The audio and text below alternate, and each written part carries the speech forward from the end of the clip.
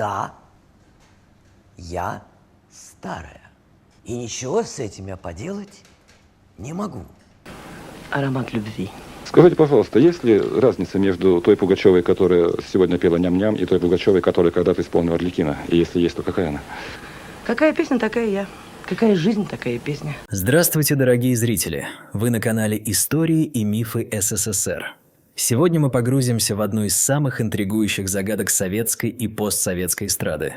Прежде чем мы начнем, не забудьте подписаться на наш канал, нажать на колокольчик, чтобы не пропустить новые выпуски, и поставить лайк этому видео. Ваша поддержка помогает нам создавать еще больше увлекательного контента.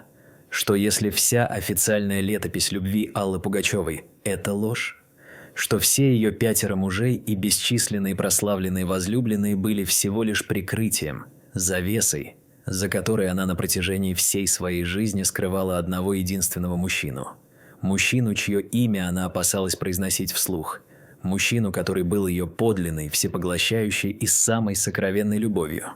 Здравствуйте. Сегодня мы предпримем попытку расшифровать личные дневники Примадонны и отыскать ответ на ключевой вопрос. Кто же он, ее загадочный избранник? Напишите в комментариях всего одно имя, кого вы полагаете главной любовью Пугачевой. Всю свою жизнь она пребывала на виду. Женщина, которая поет. Женщина, которая меняла кавалеров как перчатки. Рыжий клоун Орбакас. Расчетливый постановщик Стефанович. Терпеливый администратор Болдин. Рок-н-ролльный бунтарь Кузьмин. Блистательный монарх поп-сцены Киркоров и, наконец, молодой и верный Галкин. Создается впечатление, что вся ее личная жизнь – это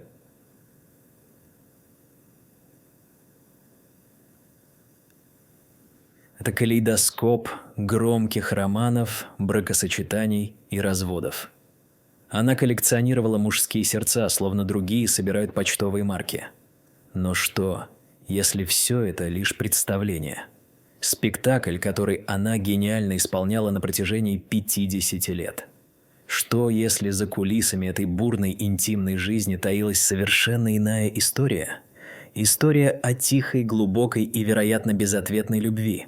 Любви, которая стала и ее главным источником вдохновения, и ее основным проклятием. Мы будем анализировать ее песни, ее интервью, ее случайные оговорки, как страницы, вырванные из тайного дневника. Мы будем выискивать в них следы того самого единственного мужчины. Мы попытаемся собрать этот пазл и найти ответ на вопрос, кто же он, тот, кому в действительности были посвящены все эти миллионы алых роз, айсберги и не отрекаются любя. Наша история берет начало в далеких 60-х, когда юная, никому неизвестная рыжеволосая девушка по имени Алла Пугачева еще не была примадонной, а была просто студенткой музыкального училища, и она впервые по-настоящему влюбилась. Но был ли этот первый чистый юношеский роман той самой главной любовью всей ее жизни? Или он был лишь прологом к большой, сложной и полной тайн драме? Итак, Москва, конец 60-х. Город, живущий предчувствием перемен.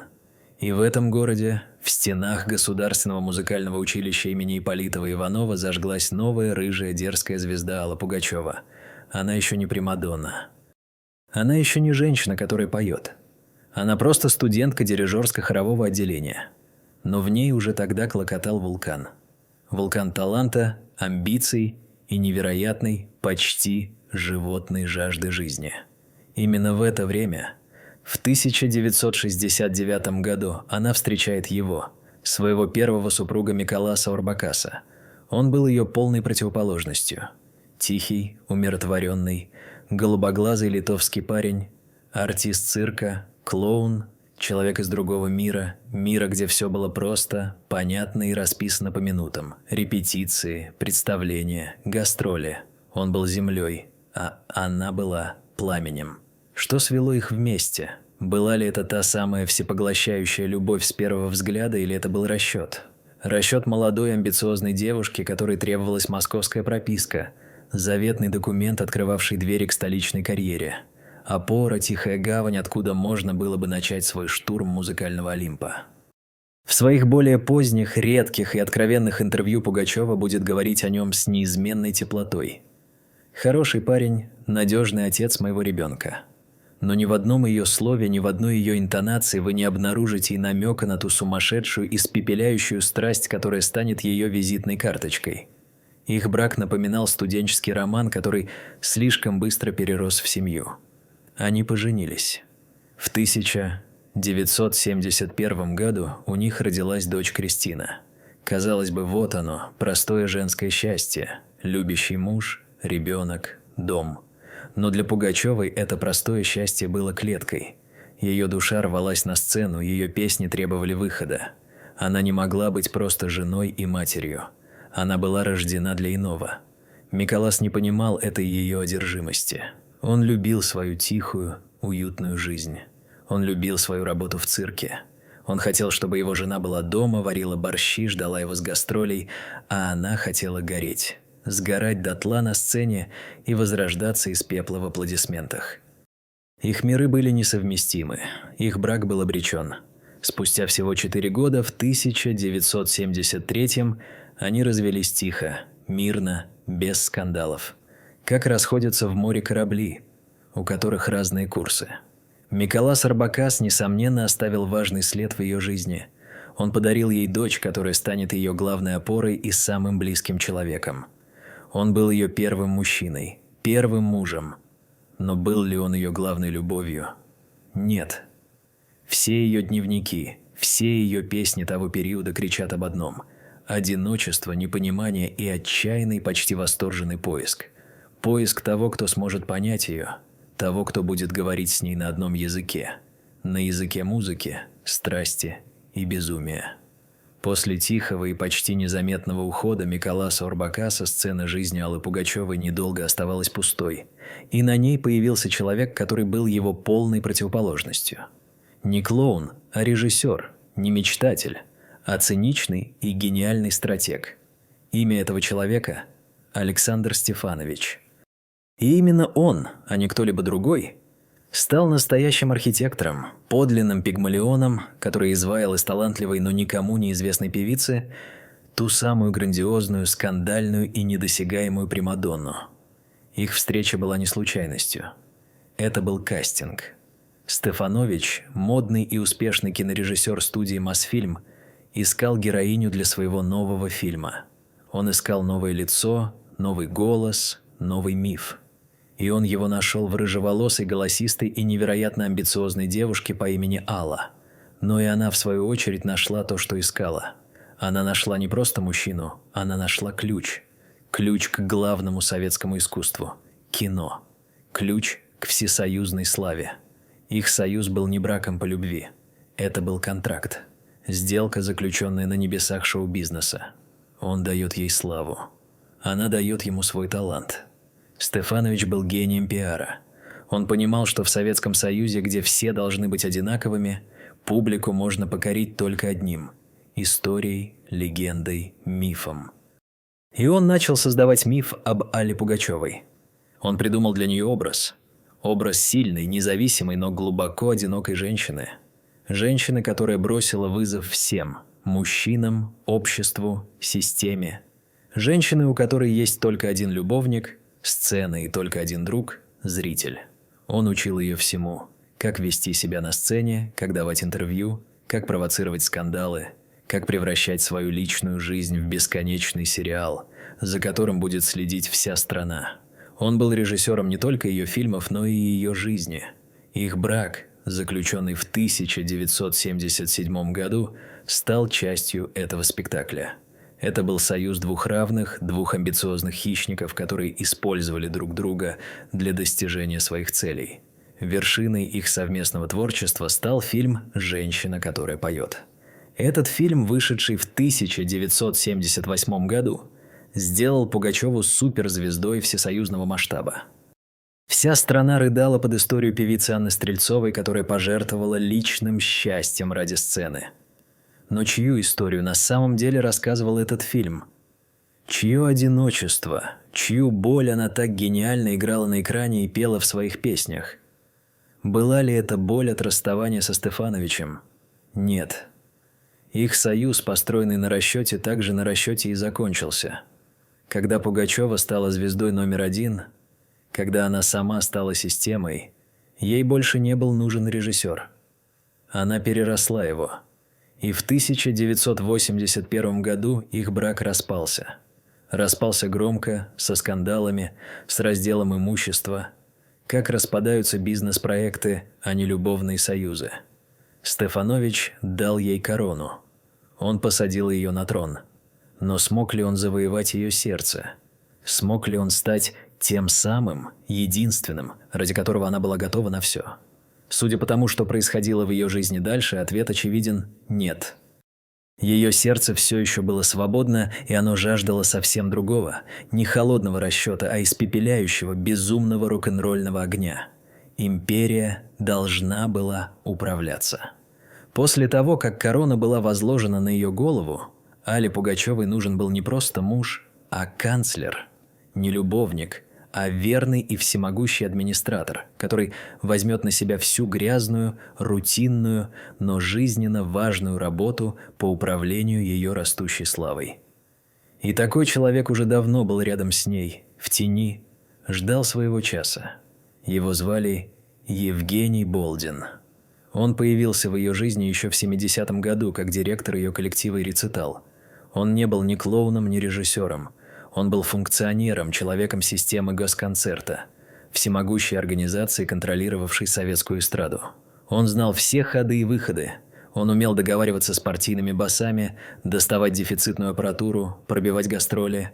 Он был ее каменной стеной, ее щитом, ее полководцем в бесконечной войне под названием «Советская эстрада». Их отношения не были похожи на вспышку. Они росли медленно, незаметно, как дерево. Годами он был просто ее директором, человеком, который решал все ее проблемы. Он видел ее разной, уставшей после концертов, раздраженной, одинокой в пустых гостиничных номерах. Он видел настоящую Аллу Пугачеву без грима и света софитов. И он влюбился. Влюбился тихо, преданно, без всякой надежды на взаимность. Он был готов служить ей, просто быть рядом. А она позволяла ему быть рядом. Она ценила его преданность, его надежность, его умение решать нерешаемые задачи. Он был для нее идеальным партнером, но партнером по бизнесу, а не по жизни. Годами они жили в этом странном неопределенном союзе. Он был ее директором, ее другом, ее жилеткой, в которую можно было поплакаться и, как говорят, ее любовником, но любовником тайным, неафишируемым.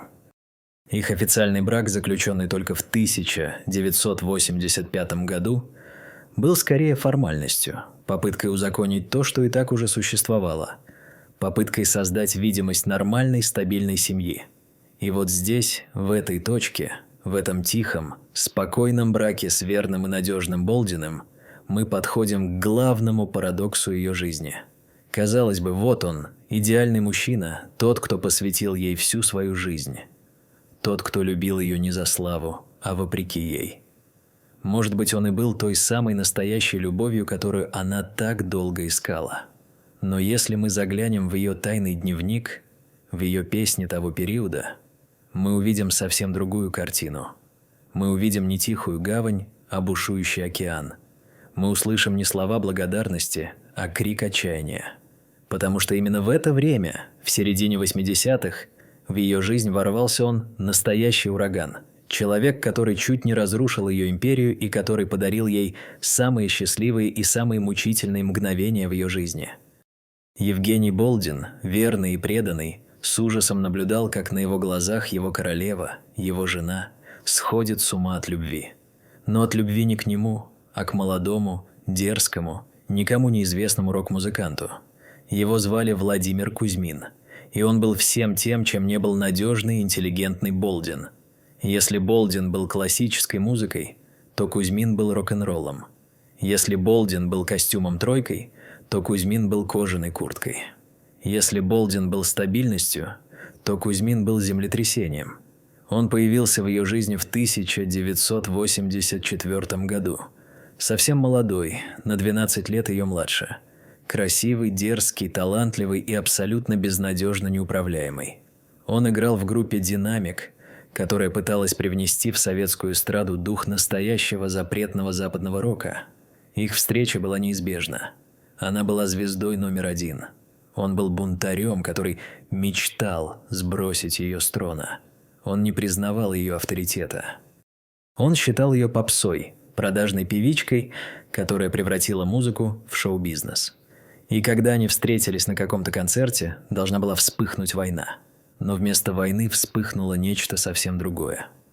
Вспыхнула та самая роковая, безумная искра, которая превращает двух людей в одно существо. Их роман был скандальным. Не только потому, что она была замужем, не только потому, что разница в возрасте в те времена казалась непристойной, а потому что они были из разных миров. Она была истеблишментом, он был андеграундом, она была системой, он был бунтом против этой системы. Их дуэты стали хитами. «Две звезды, без меня». В этих песнях была такая страсть, такая боль, что вся страна понимала. Это не просто музыка, это исповедь. Болдин, муж Пугачевой, изо всех сил пытался сохранить семью. Он надеялся, что это пройдет, что она вернется к нему. Но она не возвращалась. Напротив, она все глубже погружалась в эту безумную, разрушительную страсть. Она была готова потерять все – семью, репутацию, карьеру ради него, ради Кузьмина. Их любовь превратилась в поле битвы, в перетягивание каната, где каждый пытался доказать свою силу, свою независимость. Евгений Болдин, ее официальный муж, с мукой наблюдал за этой агонией. К 1988 году их роман с Кузьминым исчерпал себя. Огонь, который горел так ярко, сжег сам себя. И тогда Кузьмин сделал свой выбор. Он выбрал свободу. Он уехал в Америку, в Калифорнию, чтобы там, вдали от нее, от ее славы, от ее всепоглощающей любви, попытаться начать все с нуля. Для Пугачевой это был удар. Страшный, нокаутирующий удар. Ее сердце было разбито, и это разбитое сердце стало источником ее самых великих, самых пронзительных песен того периода. Именно тогда, в 1988 году, она написала песню «Прощание», песню-вопрос, который она послала ему через океан. «Счастлив ли ты?». Этот крик отчаяния, это признание в любви и поражении стало реквиемом по их великой и невозможной любви. Пустота. Вот главное слово, которое описывало состояние Аллы Пугачевой после бегства Кузьмина.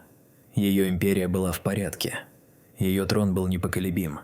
Ее верный канцлер Евгений Болдин все так же управлял ее делами. Но в ее сердце была дыра. Черная, выжженная дыра размером с Калифорнию. И именно в этот момент на горизонте появился он, новый претендент на ее сердце. Он был молод, красив и, невероятно, почти до безумия настойчив. Его звали Филипп Киркоров. Он был фанатом, восторженным, обожающим, преданным фанатом, который с детства видел в ней не женщину, а богиню. Он был на 18 лет ее младше, высокий, темноволосый, с экзотической болгарской внешностью. Он ворвался на советскую эстраду, как яркая заграничная птица. И с самого первого дня он не скрывал своей главной цели. Он хотел быть с ней. Он хотел покорить ее. Началась самая долгая, самая упорная и самая публичная осада в истории российского шоу-бизнеса. Он буквально преследовал ее, он задаривал ее цветами, он посвящал ей песни. Он в каждом интервью признавался ей в любви. Сначала она воспринимала его ухаживание со снисхождением, как назойливого, но милого поклонника. Но он не слышал слова «нет». Чем неприступнее была крепость, тем яростнее он шел на штурм. И в какой-то момент ее оборона дрогнула. После Кузьмина, который был ее равным, ее соперником, Киркоров предлагал ей нечто совершенно иное. Он предлагал ей тотальное, безоговорочное поклонение. Он не хотел быть ее равным. Он хотел быть ее подданным, ее рыцарем и ее пажом. И для нее, уставшей от борьбы, уставшей от предательства, это было как бальзам на рану. Последний оплот ее старой жизни, брак с Евгением Болдиным, рухнул. В 1993 году они развелись тихо, без скандалов.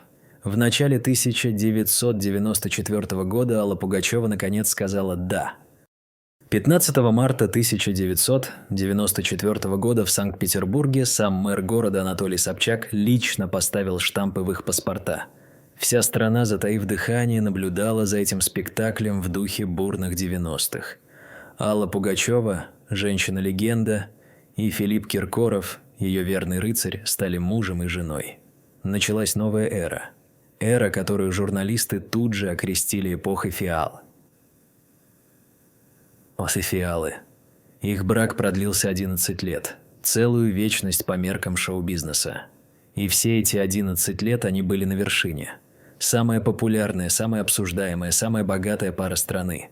Казалось, что она наконец нашла то, что искала – идеальный союз, гармонию любви и работы. Но был ли этот брак настоящей любовью, или это был самый успешный бизнес-проект в ее жизни? И если это был проект, то мог ли он длиться вечно? Любой, даже самый блистательный спектакль рано или поздно подходит к концу. И 11-летняя феерия под названием «Фиала» не стала исключением. Усталость двух людей, которые слишком долго играли роль идеальной пары.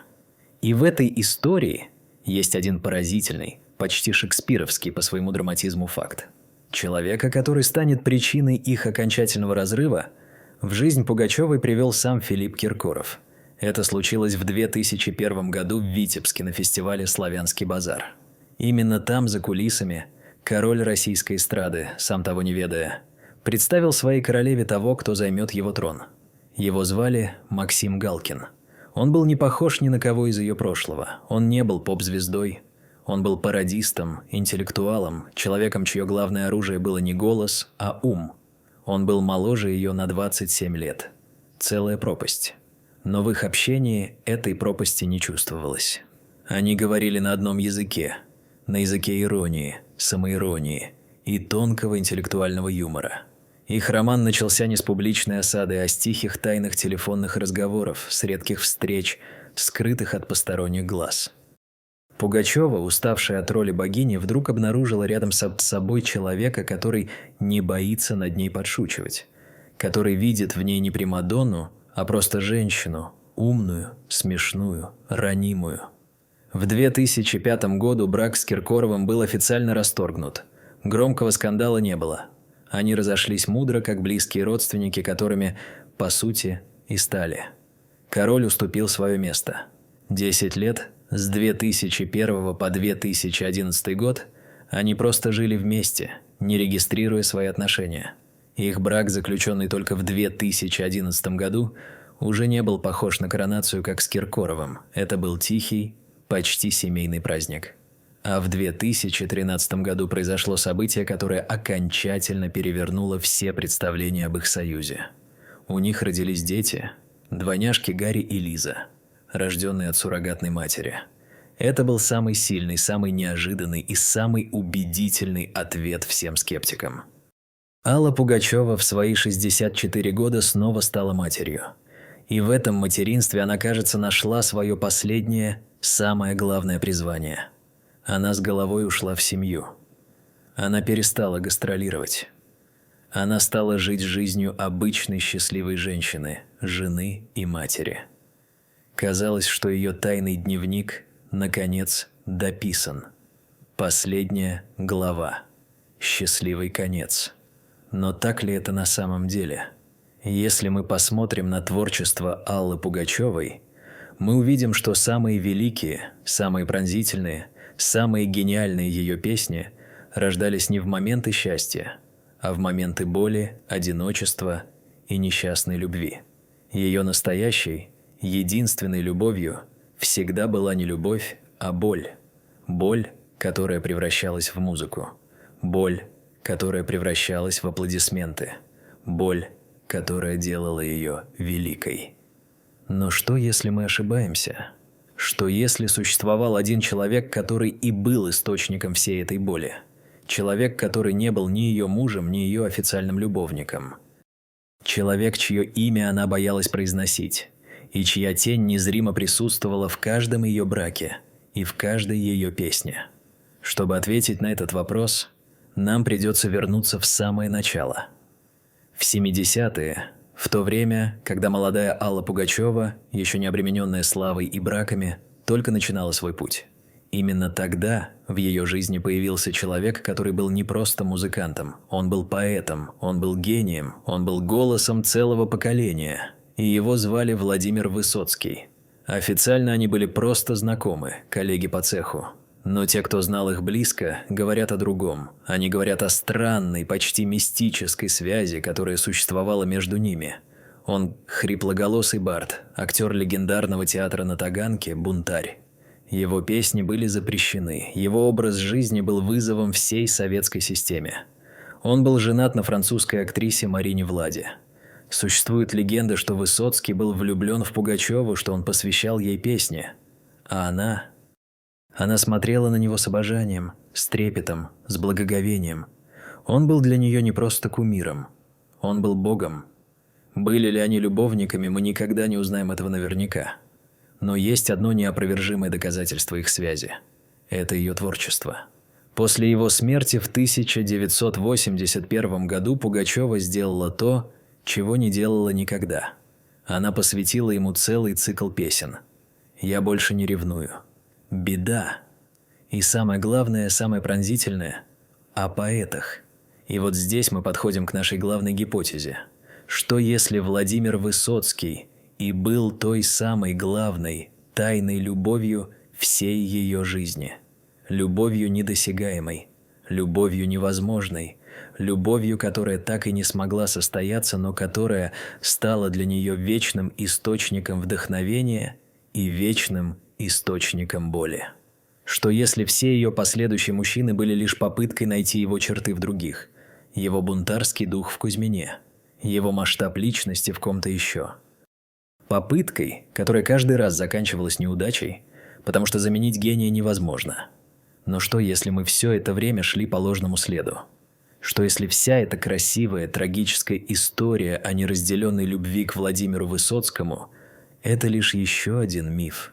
Еще одна, самая искусная и самая глубокая маска, которую она надела, чтобы скрыть свою настоящую тайну.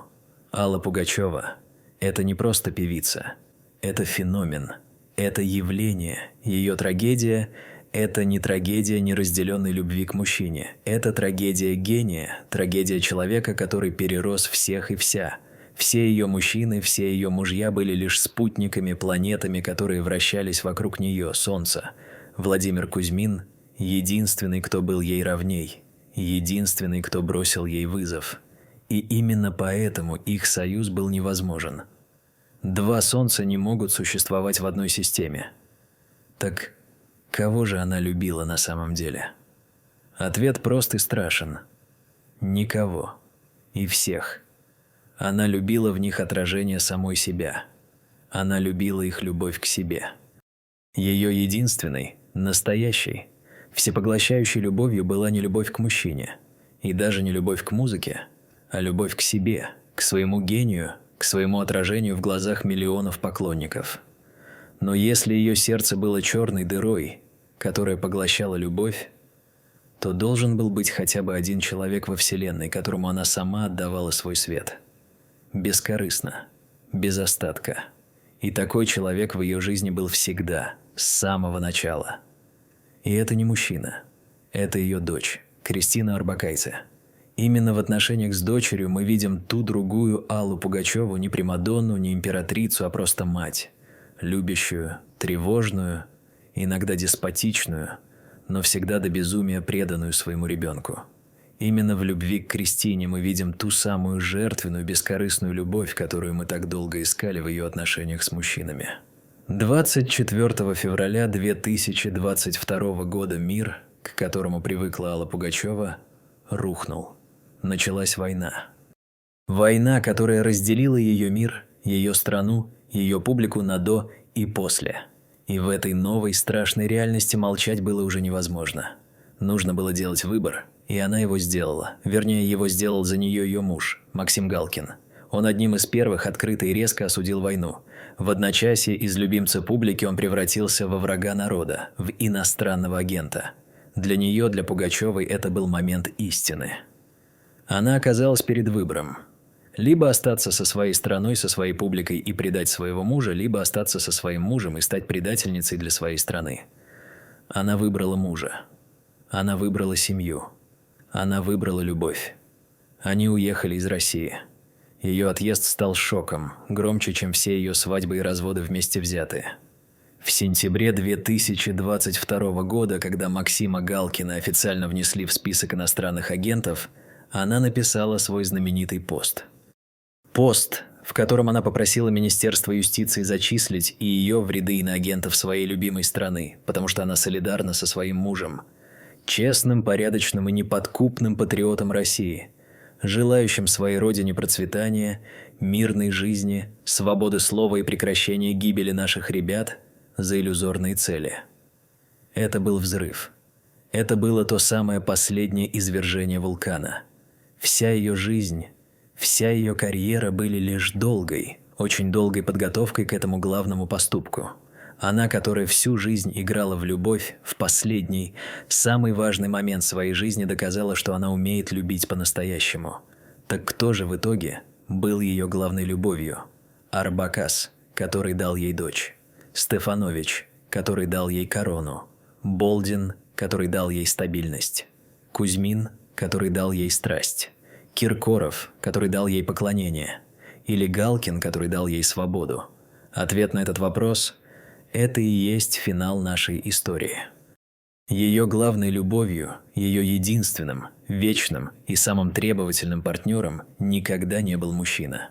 Ее единственной, настоящей, всепоглощающей любовью был зритель. Да, именно он, тот безымянный, многомиллионный, обожающий, ненавидящий, капризный и верный бог и дьявол в одном лице. Вся ее жизнь – это был один бесконечный, гениально срежиссированный роман. Роман с ним, с ее публикой. Все ее мужчины были не более чем реквизитом, дровами, которые она безжалостно бросала в топку этого великого романа. Владимир Кузьмин был нужен, чтобы дать зрителю драму, страсть, боль и самые лучшие, самые надрывные песни о любви. Филипп Киркоров был нужен, чтобы устроить для зрителя грандиозное шоу – свадьбу века, коронацию, фейерверк. А Максим Галкин был нужен, чтобы дать зрителю нечто новое – интеллектуальную комедию и шокирующую драму. Она интуитивно, гениально чувствовала, чего хочет ее главный любовник – ее зритель. Он любит драму, он любит боль. И она давала ему это. Она превратила свою жизнь в бесконечный сериал, в жертвоприношение на алтарь его любви. Но что же тогда произошло в конце? Ее отъезд? Ее бунт? Разве это не было разрывом с ее главным любовником, с ее российским зрителем? Нет. Это был самый сильный, самый трагический и самый гениальный акт в их романе. Когда ее страна, ее главный зритель потребовал от нее невозможного – предать себя, предать свои принципы, она сделала то, что и должна была сделать великая актриса. Она подняла ставки. Она не предала своего зрителя, она его сменила. Она вышла на новую, глобальную сцену, на сцену истории. Ее последний поступок превратил ее из просто великой певицы в историческую фигуру, в символ, в легенду. Она пожертвовала любовью миллионов сегодня ради бессмертия в вечности. Интимные дневники Аллы Пугачевой пусты, потому что всю свою жизнь она писала только один дневник. Дневник, в котором была только одна повторяющаяся из страницы в страницу фраза. Признание в любви не к мужчине, а к нам. К ее вечному и единственному возлюбленному, к зрителю. И этот роман, кажется, не закончится уже никогда.